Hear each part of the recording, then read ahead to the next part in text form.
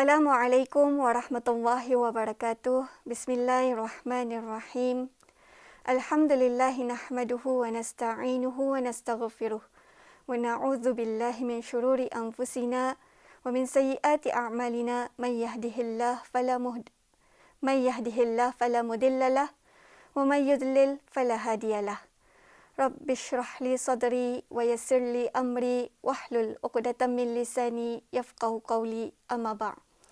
Alhamdulillah, bersyukur kehadrat Allah Subhanahu wa taala kita dapat bertemu pada kali ini dalam rancangan di ambang Ramadan dengan bertajuk Rukhsah Puasa bagi Wanita Mengandung.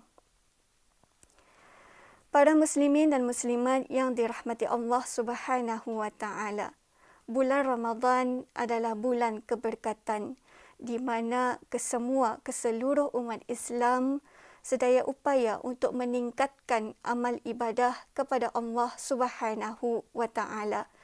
Ini kerana dalam bulan Ramadan terdapat kelebihan dan juga keistimewaannya yang tidak ada di bulan-bulan yang lain.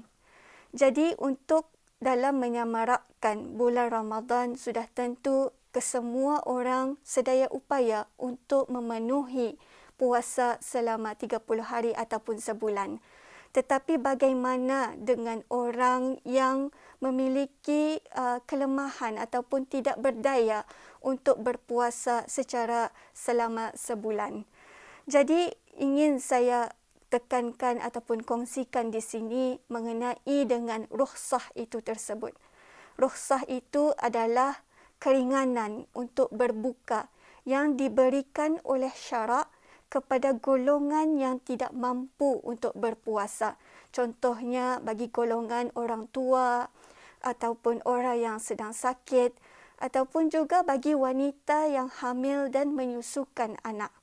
Jadi hal ini akan diberikan secara rukhsah keringanan kepada mereka untuk berbuka puasa dan menggantinya pada waktu yang lain.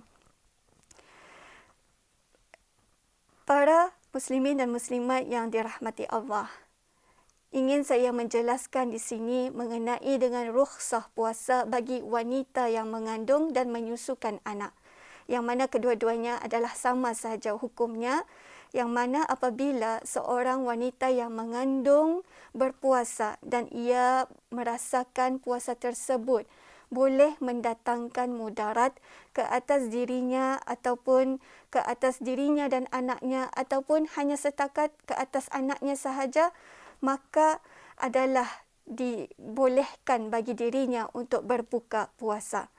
Kerana umum mengetahui bahawa terdapat di dalam ayat Al-Quran dalam surah Al-Baqarah ayat 184, A'udzu billahi minasyaitonir rajim wa 'alal ladzina yutiqunahu fidyatun ta'amu miskin, yang bermaksud dan wajib atas orang-orang yang tidak berdaya berpuasa, yakni kerana tua dan sebagainya, membayar fidyah, iaitu memberi makan orang miskin.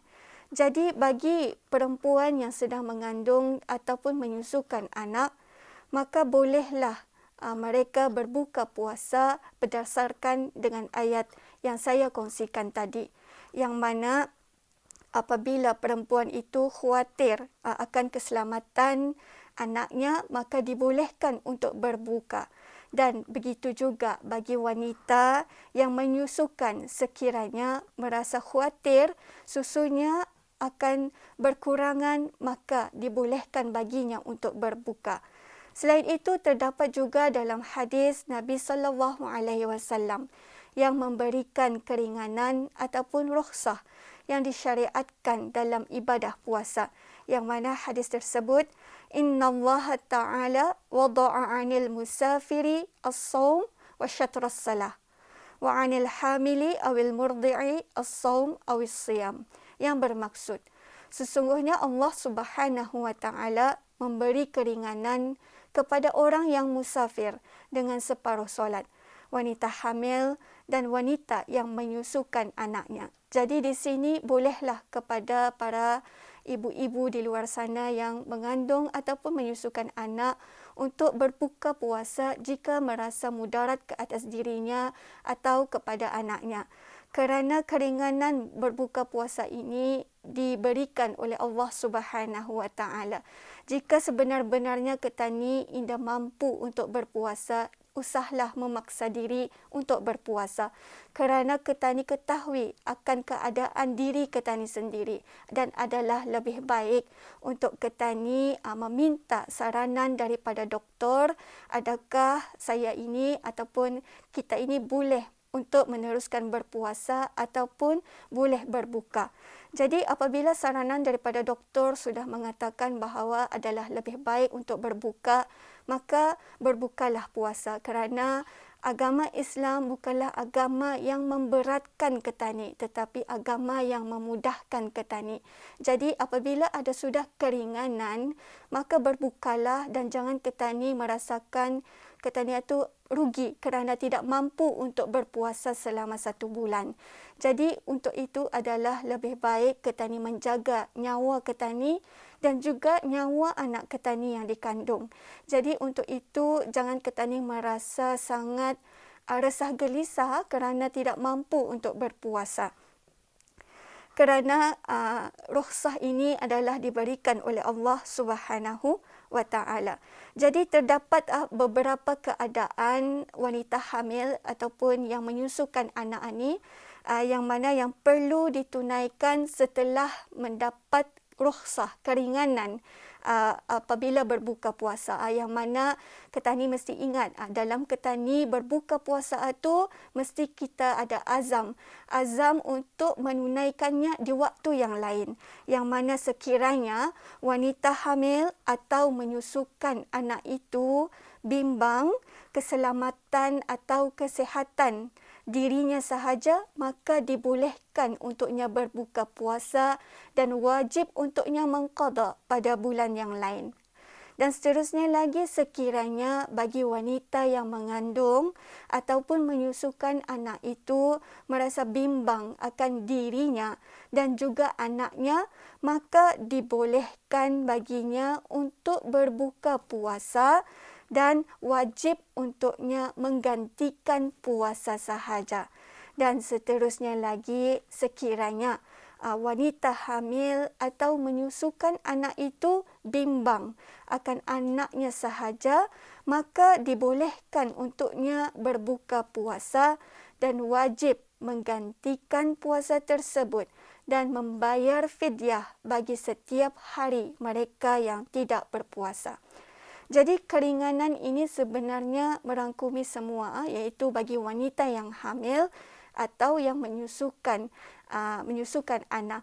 Kerana hal ini dijelaskan oleh Syekh Syata As-Simyati tentang keringanan puasa bagi wanita hamil, yang mana yang bermaksud diwajibkan membayar fidyah sebanyak secupak dan menggantikan puasa ke atas wanita yang hamil atau mengandung meskipun kehamilan tersebut daripada hasil perbuatan zina. Jadi untuk itu ingin saya nasihatkan kepada ibu-ibu yang mengandung ataupun ibu-ibu yang menyusukan anak di luar sana untuk sentiasa mendahului keselamatan diri sendiri dan juga anak yang dikandung, kerana Allah Subhanahu Wa Taala sendiri telah memberikan keringanan kepada ketani. Jadi kenapa ketani menidakkan keringanan yang diberikan oleh Allah Subhanahu Wa Taala kepada ketani? Namun ingin juga saya kongsikan ataupun nasihatkan, jika ketani dalam mengandung ataupun menyusukan anak itu masih mampu untuk melakukan ibadah puasa, maka teruskanlah. Maka itu adalah lebih baik untuk dirinya. Tapi jika kita tidak mampu, maka berbukalah. Maka itu adalah lebih baik bagi dirinya. Namun ingin saya tekankan juga mengenai dengan menyusukan anak ini, yang mana apabila di zaman pada masa ini ketani dalam menyusukan anak ada yang sudah bersedia sebelumnya berpuasa itu ada sudah menyediakan susu bekalan untuk anaknya di siang hari. Jadi apa kata dalam ketani diberikan keringanan, ketani cari cara yang lain untuk Ketani dapat berpuasa di bulan Ramadan secara penuh, kerana ketani sudah membekalkan anak ketani membekalkan susu buat anak ketani di siang hari. Jadi untuk itu saya rasa tidak ada masalah bagi ibu-ibu yang membekalkan untuk anak-anaknya. Yang cuma bermasalah mungkin bagi ibu-ibu yang kurang susuannya. Jadi untuk itu adalah lebih baik untuk berbuka, kerana keringanan itu sendiri telah diberikan oleh Allah Subhanahu wa taala. Jadi jangan bimbang, jangan gusar ataupun jangan resah gelisah kerana memikirkan kewajipan ibadah puasa tersebut, yang mana terdapat keringanan bagi wanita yang mengandung ataupun yang menyusukan anak. Jadi mungkin itu saja yang dapat saya kongsikan pada kali ini. Mudah-mudahan ketani mendapat manfaatnya, dan mudah-mudahan ketani semua, khususnya bagi wanita yang mengandung ataupun yang menyusukan anak, diberi kekuatan untuk menghadapi puasa di bulan Ramadan ini nanti, insya-Allah. Aqulu qauli hadza wa astaghfirullahal azim li wa lakum. Wassalamualaikum warahmatullahi wabarakatuh.